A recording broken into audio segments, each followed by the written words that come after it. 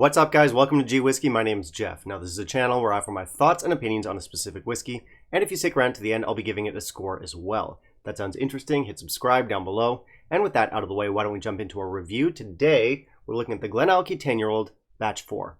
Stick around.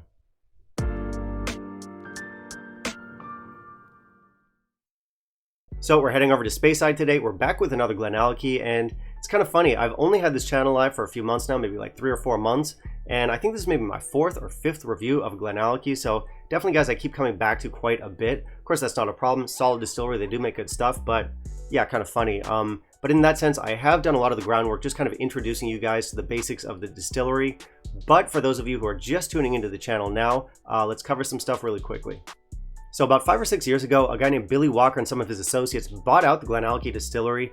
Billy Walker is a super famous name in the whiskey world. He's basically the guy who turned GlenDronach around. When he first bought it in the 2000s, it was a bit of a no-name distillery, and by the time he sold it about 10 years later, it was something of a legend.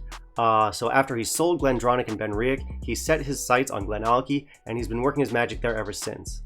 As the new owners are tinkering with the stock that they inherited from the old owners, we're going to see their influence become more and more apparent. So in that sense, it is a house style that's still evolving. That's particularly on show with these 10-year-olds. Now, these 10-year-olds come out in batches. Earlier batches were much lighter, and the later batches have become much darker. They were always sherried, but those lighter ones were slightly sherried or somewhat sherried. The new ones, I think we can call them proper sherry bombs.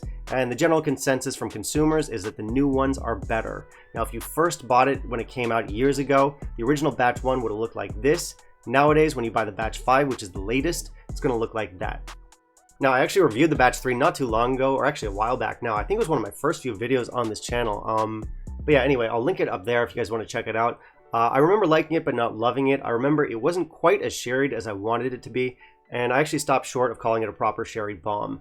So I wasn't sure what to expect when I came into this batch 4, but you guys know me, I'm a sherry guy, and if people tell me these batches are getting darker and the newer ones are proper sherry bombs, of course that has me intrigued. As I mentioned, the batch 5 is already out, and it's getting great reviews, so I'm a little bit late to the game here with my batch 4. You know, here in Taiwan, we don't always get things as they come out. Sometimes we do, but sometimes we have to wait a few extra months, sometimes up to a year, to get the latest versions of things. The batch 4 only just came out here in Taiwan, so what can you do? Anyway, our batch 4 here came out last year in 2020. It spent time in Oloroso, PX, and Virgin Oak casks. And yeah, let's see how this goes. Why don't we hop into our review here, see what this whiskey is all about, and in the meantime, if you can kindly leave a like down below, that'd be greatly appreciated. So if you guys know GlenAllachie, you know we can expect good things when it comes to specs. This one comes in with an ABV of 56.1%. Of course, it's going to be non-chill filtered and naturally colored, so all the good stuff. So you can see our beautiful dark color here. This is definitely some active sherry casks in here. Yeah, beautiful looking whiskey. Not so much for the packaging. If you've seen my other reviews of GlenAllachie's, you know I do not like this packaging. I think it's goofy, it's tacky, it's ugly. Presentation score, as usual, is going to be 1 out of 5. I think they should fire their marketing department. Let's try our nose here. Big, thick sherry. We start off with Christmas cake. We get rum raisin in here. We get some honey, some cinnamon, some nutmeg, some orange, caramel, powdered sugar, sugar cookies. We got plums, we got grapes, we got cherries, a bit of sawdust in there, and some chestnuts. This is a full classic sherry bomb nose. Let's try our palate. Okay, big. The ABV doesn't sting too much, but definitely some bite to it. It's sweet, it's sour, and it's salty all at the same time. Sweet raisins, orange, sugar plums, grape, Sour Patch Kids. We get some salted toffee, we get some cherry syrup, maybe some dark chocolate, and some treacle. And now the finish.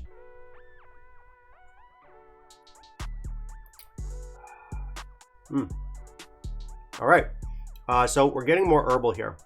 Herbal liqueur. We have both tart and sweet cherry here.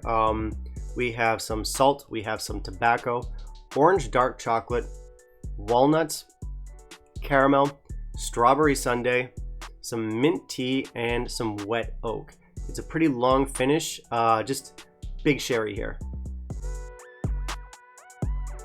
So this is a fun one. As I mentioned, I like the batch 3 that I last reviewed, but I didn't love it. I think I gave that one a score of maybe 85 or so, and to be honest, I was pretty generous with some of those earlier reviews. I'd probably land closer to an 84 on it nowadays, but this one definitely a step up.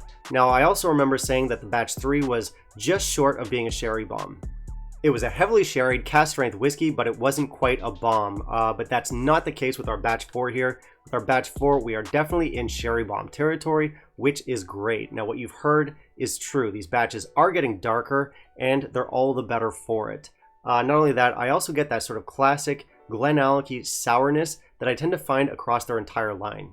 But this is one of the few whiskeys from them where that sourness doesn't bother me too much. It's well integrated here. It actually complements the character of the whiskey. It's not a distraction, it's not off kilter, it's not throwing me off like it sometimes does. Not only that, the way I interpreted the sourness was through that sort of like grape Sour Patch Kids note, which was kind of cool. So yeah, I do like this one. Personally, I'd place it higher than most modern iterations of Aberlour Abana. Unlike those Aberlours, this one does have an age statement, and I actually mentioned in my review of, I think it was batch 67 of the Abana, that modern Aberlours are starting to taste a little bit younger. Now, by no means is this an old or refined whiskey, but I do think it's in a better place than those Aberlours. So whiskeys like this are really fun. It's a sherry bomb. You just kind of enjoy the ride here. When you have sherry this big, you get a lot of complexity, but you don't get very much nuance. This is the opposite of subtle, but I don't always look for subtlety in whiskey. When I'm buying a cask strength sherry bomb, subtlety is not what I'm signing up for. I want big, loud, sweet fruitiness, and that's what I'm getting here. It's very fruity, very intense. Yeah, it's not the most balanced whiskey in the world, but that's fine. To be honest, I do think it's one of your better options for just like affordable sherry bombs out there at the moment. I can see why a lot of reviewers fell in love with this one. Now, I don't like it quite as much as some people out there. It's not a 90-point whiskey for me, but I do like it a lot, and it is going to get a good score. I'm going to give this one an 88. Really good stuff. I think it's one of your best options from their core range. And it's funny, last time I did a review of the darker versions of the 12-year-old, and I said that was my favorite from their core range. That's your best option from their core range. I want to rescind that. I think your later batches of the cask strength 10-year-old are your best bet from GlenAllachie these days. So this is a good one for sherry bomb fans. It's a good one for GlenAllachie fans. If you want a big, sweet hit of powerful, complex sherry, go for this one. You aren't going to get that subtlety. You aren't going to get that nuance, but you're going to have a good time. Pretty good value on this one. It's not too expensive, and you're getting a lot of flavor. Now, when I reviewed the batch 3, I found it hard to justify the price hike between the 12-year-old and the batch 3. I recommended sticking with the 12-year-old. Now, I'm going to flip that for these later batches. I think you're getting better whiskey with these 10-year-old cask strengths. So if you see the batch 4, the batch 5, I would recommend picking them up over the 12-year-old, even though they are slightly more expensive. And they're only more expensive by contrast to the 12-year-old. They're not expensive whiskeys. Now, we get special prices here in Taiwan, so anytime I make a review, I'm going to check the international websites. I'll check places like Master of Malt, some of the American websites, and pretty much across the board, no matter where I looked, this was an affordable whiskey. It's never going to cost you too much, and you are getting a lot of flavor. Like I said, I think it's a really fun one, so easy to recommend. Check it out. Alright, that's it for me today, guys. Thank you very much for watching. As always, hit subscribe down below, click that little bell icon, and of course, smash the like. And I do want to hear from you. Have you tried GlenAllachie 10 batch 4? Have you tried batch 5, batch 3? What have you tried? How did you feel about them? And finally, down in the comments, let me know what you want to see me review next, and I'll keep it in mind for my upcoming videos. Bye, guys.